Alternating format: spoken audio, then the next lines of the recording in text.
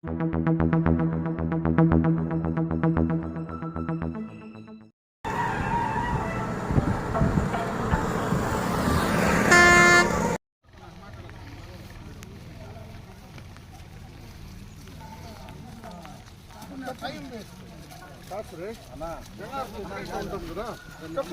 చేస్తే పోతుంది మనిషిని పెట్టి కాల్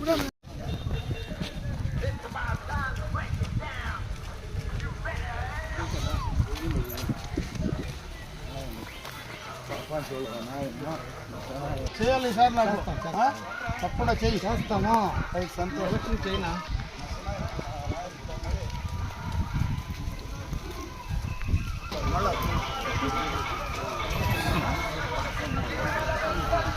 గ్రామ పంచాయతీ బంగారుపూరు గ్రామ సోదరీమణులు, యువకులు, తెలుగుదేశం పార్టీ నాయకులు, జనసేన నాయకులకు అందరూ కూడా నా హృదయపూర్వక నమస్కారం. ఈరోజు ఇంటింటి తెలుగుదేశం పార్టీ కార్యక్రమంలో ఈ గ్రామానికి వచ్చిన సందర్భంలో ఈ గ్రామ మహిళలు కావచ్చు, యువకులు కావచ్చు, గ్రామస్తులు కావచ్చు, మీరందరూ చూపినటువంటి ఆదరణకు మనస్ఫూర్తిగా కూడా నా చేతులకు నమస్కారాలు తెలియజేసుకుంటున్నా. ఎప్పుడు గంగారపూర్కి వచ్చినా వాన వస్తుంది. మంచిదే కదా సార్. ముందు కూడా వర్షం పడితే బాగుంటాము. మొట్టమొదటిగా మంత్రి ఈ ఊరిలోకి వచ్చినప్పుడు వర్షం పడింది, ఆ రేకుల షెడ్డే. మళ్ళా ఈరోజు మంచి కాలం వస్తుందనడానికి నిదర్శనం వరుణ్ దేవుడే. ముఖ్యంగా గంగారపూర్ అంటే తెలుగుదేశం పార్టీ కంచుకోట. ఈ రోజు నుంచి కాదు, పార్టీ పెట్టిన నాటి నుంచి ఈ గ్రామంలో తెలుగుదేశం పార్టీకి బ్రహ్మాండంగా కూడా ఆదరించినటువంటి సందర్భాన్ని ఒకసారి గుర్తు చేస్తా ఉన్నా.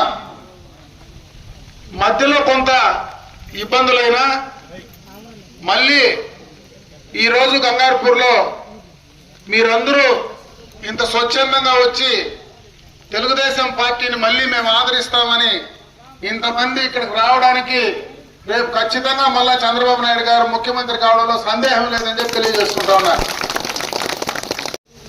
మౌలికమైనటువంటి సదుపాయాలన్నీ గత తెలుగుదేశం ప్రభుత్వ హయాంలోనే జరిగాయి. ముఖ్యంగా ఎప్పటి నుంచినో మనకు ఎగదాలు ఉండేటువంటి ఆ జాగాలు కావాలని నేను ఇక్కడికి వచ్చినప్పుడు మీరు అందరూ చెప్పిన తర్వాత చింతమూర్ల కింద అప్పుడే సర్వే చేసి అవన్నీ కూడా క్లియర్ చేస్తే ప్రభుత్వం మారిన తర్వాత అవి ఇంకా కొంత పెండింగ్ ఉన్నాయి.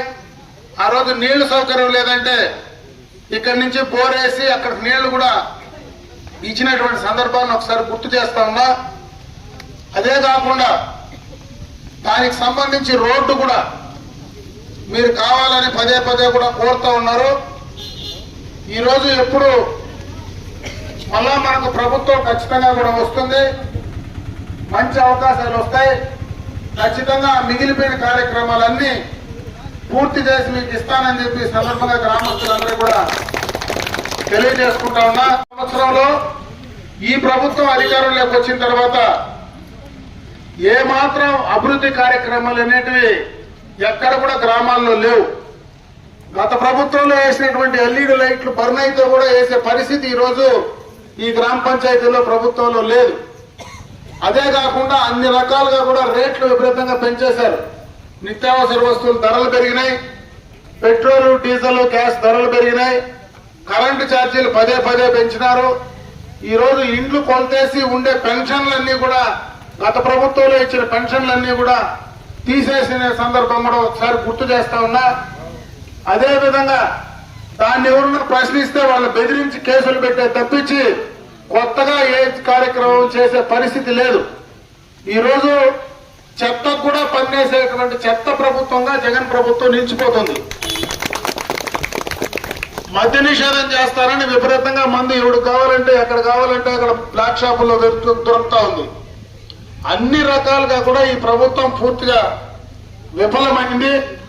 జగన్మోహన్ రెడ్డి ఈ రాష్ట్రానికి ముఖ్యంగా యువకులకు, ఇక్కడ గ్రామంలో చదువుకునేటువంటి వాళ్ళు చాలా మంది ఉన్నారు, అమ్మాయిలు ఉన్నారు, అబ్బాయిలు ఉన్నారు. యువకుల భవిష్యత్తు పూర్తిగా కూడా నాశనం అయిపోయే ప్రమాదం ఈ జగన్ రెడ్డి పాలనలో ఉంది.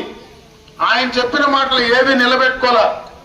అవన్నీ కూడా మనం సర్చ్ చేసుకోవాలంటే అనుభవం ఉండేటువంటి నాయకుడు చంద్రబాబు నాయుడు గారిని ఈ రాష్ట్రానికి ముఖ్యమంత్రి చేస్తే తప్పించి మనకు మన భవిష్యత్తుకు వేరే మార్గమే లేదని చెప్పి ప్రతి ఒక్కరికి కూడా తెలుసుకోమని చెప్పి ఈ సందర్భంగా కూడా మీ అందరికీ తెలియజేసుకుంటా ఉన్నా.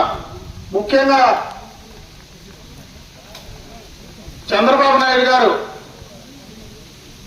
ఏ తప్పు చేయకపోయినా ఈ ప్రభుత్వం మొండి విధానాల వల్ల, మూర్ఖ విధానాల వల్ల 55 రోజులు జైల్లో పెట్టారు. 76 సంవత్సరాల వయసు ఆయనకి.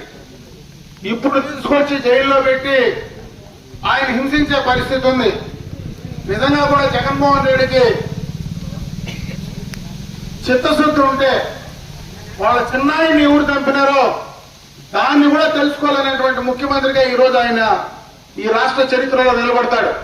కనీసం కూడా పుట్టిన చెల్లి కూడా నేను వదిలిన బాణం నా అమ్మ వదిలిన బాణం అని ఆ బాణం మళ్ళీ తిరిగి ఆయన మీదకే వచ్చే పరిస్థితి ఈ రోజు కనపడతా ఉంది. అంటే ఇంట్లో వాళ్ళు లేరు, ఈదిలో వాళ్ళు లేరు, ఎమ్మెల్యేలు లేరు. ఈ రోజు ప్రతి ఎమ్మెల్యే బయటకు వస్తా ఉన్నాడు. ఎవరికి ఇంటర్వ్యూలు లేవు, మంత్రులు లేరు. అంటే పూర్తిగా కూడా పాలనను గాడి తప్పించి నాశనం చేస్తా ఉన్నటువంటి పరిస్థితిని ఒకసారి గుర్తు చేసుకోమంటా ఉన్నా. అందుకే మీరందరూ ఎప్పుడు ఎన్నికలు జరిగినా తెలుగుదేశం పార్టీకి సైకిల్ గుర్తుకొని ఓట్లేసి మళ్ళీ ఒకసారి చంద్రబాబు నాయుడు గారిని ముఖ్యమంత్రిని చేయమని చెప్పి మిమ్మల్ని అందరినీ కూడా మనస్ఫూర్తిగా కోరుకుంటూ నాకు ఈ అవకాశం కల్పించినటువంటి రంగారపూర్ గ్రామస్తులకు, చప్పిడిపల్లి గ్రామ పంచాయతీ పెద్దలందరికీ కూడా నమస్కారాలు తెలియజేసుకుంటూ సెలవు తీసుకుంటున్నా. జై హింద్, జై తెలుగుదేశం, జై జనసేన.